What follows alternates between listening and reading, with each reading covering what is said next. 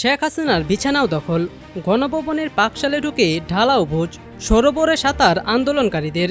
শেখ হাসিনার বাসভবন তো বটেই, তার শয়নকক্ষে ঢুকে তার বিছানারও দখল নিলেন আন্দোলনকারীরা। এই সংক্রান্ত বেশ কিছু ভিডিও ভাইরাল হয়েছে সামাজিক যোগাযোগ মাধ্যমে। তাতে দেখা যাচ্ছে এক তরুণ আন্দোলনকারী শেখ হাসিনার বিছানায় জুতো পরে শুয়ে এক পা অন্য পায়ের উপরে তুলে চিৎকার করছেন, গণভবন আমাদের দখলে।